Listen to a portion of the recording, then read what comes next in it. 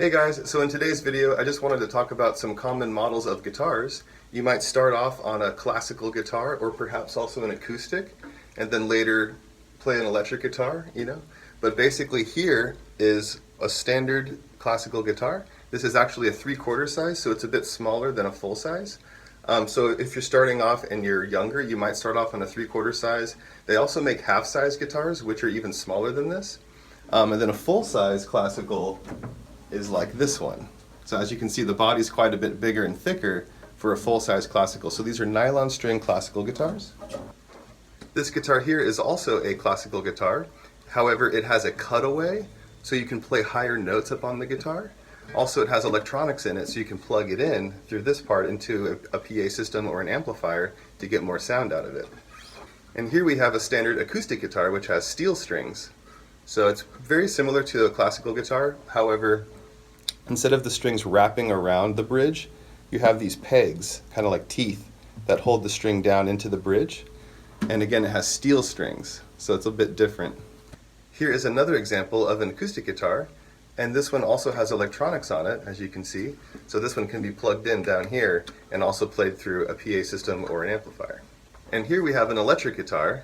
So this kind of guitar, all of the sound comes out of these two pickups, which you plug in right here to an amplifier. So this guitar is pretty quiet if it's not plugged into an amplifier.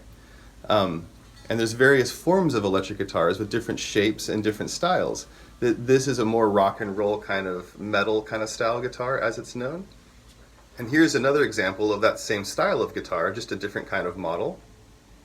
And here's a guitar that is made by the same company but also has a different design that is more kind of based off of like a standard Gibson or like especially a Les Paul kind of. As you can see, the body shape is different here, okay? But these are both very popular shapes for electric guitars.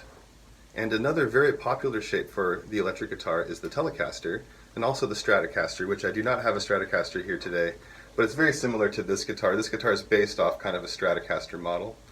But this is a Telecaster, so these are very cool. These were made popular by artists like Tom Petty and Prince and many others. And basically, it just has a cool design, different style, different sound. It's a bit more rock and roll.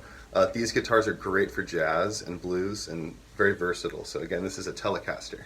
And then another form of guitar are the more extreme models like the Flying V or the Randy Rhoads model that I have here. So these guitars are a bit less practical. They're kind of hard to hold on your lap and stuff, but they look cool.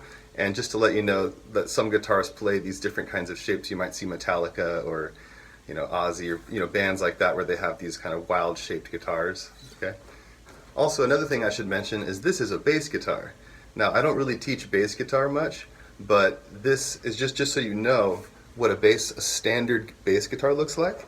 It has 4 strings. Some basses have more, but the standard is a 4-string bass, and the strings are exactly 1 octave lower than a guitar. So if you see this in the guitar shop and like, what's that? Oh, that's a bass. And it's a lot longer and has a lot thicker strings there. Okay? So that basically sums up most of the guitars I have around here in my studio, but there are also jazz guitars like hollow body guitars and other styles of guitars that sound very unique and different. There's all kinds of different acoustic guitars, made for bluegrass and all kinds of different models. But just wanted to give you a basic rundown of a lot of the models that you will see like commonly.